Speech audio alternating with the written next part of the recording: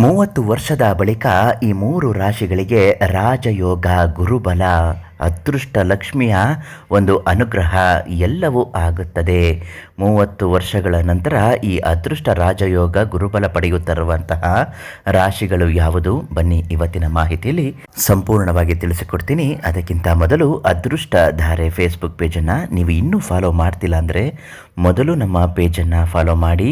ನಿಮ್ಮ ಕಷ್ಟ, ಸಮಸ್ಯೆ, ದುಃಖ ಏನೇ ಇದ್ದರೂ, ಎಷ್ಟೇ ಕಠಿಣವಾಗಿದ್ದರೂ ಪಂಡಿತ್ ಯಶವಂತರಾವ್ ಗುರುಗಳಿಗೆ ಒಂದು ಫೋನ್ ಮಾಡಿ, ಅವರೇ ನಿಮ್ಮ ಪ್ರತಿಯೊಂದು ಸಮಸ್ಯೆಗೂ ಪರಿಹಾರವನ್ನು ತುಂಬ ಚೆನ್ನಾಗಿ ಹೇಳುತ್ತಾರೆ.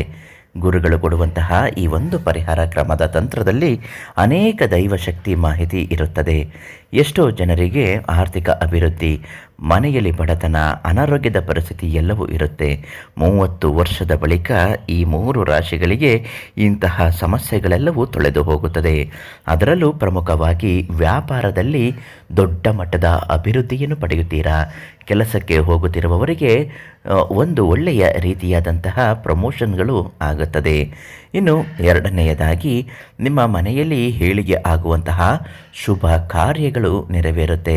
ಮದುವೆಯಾಗದೇ ಇದ್ದವರಿಗೆ ಮದುವೆ ಕಂಕಣ ಯೋಗ ಭಾಗ್ಯಗಳು ಕೂಡಿ ಬರುತ್ತದೆ. ಇನ್ನು ಮೂರನೆಯದಾಗಿ ಮನೆಯಲ್ಲಿ ಅಥವಾ ಹೊರಗಡೆ ಹಣಕಾಸಿನ ಸಮಸ್ಯೆಗಳು, ಸಾಲಗಳು ಮಾಡಿಕೊಂಡಿದ್ದಾಗ ಅಂತಹ ಸಾಲಗಳು ಕೂಡ ತೀರಿ ಹೋಗಿ ಜಾಕ್ಪಾಟ್ ಅಂದರೆ ಯಾವುದೋ ಒಂದು ವ್ಯವಹಾರಕ್ಕೆ ಕೈ ಹಾಕಿರ್ತೀರ, ಆ ವ್ಯವಹಾರ ಕೈಗೂಡಿ ಕೋಟಿ ಕೋಟಿ ಅಷ್ಟು ಆದಾಯವನ್ನು ಮಾಡುತ್ತೀರಾ. ಇಷ್ಟೆಲ್ಲ ರಾಜಯೋಗ, ಶುಭ ಫಲ, ಮಹಾಲಕ್ಷ್ಮಿ ಅನುಗ್ರಹ ಪಡೆಯುತ್ತಿರುವಂತಹ ರಾಶಿಗಳು ಯಾವುದು ಅಂದರೆ ಸಿಂಹ ರಾಶಿ, ಮಿಥುನ ರಾಶಿ, ಮೀನ ರಾಶಿ.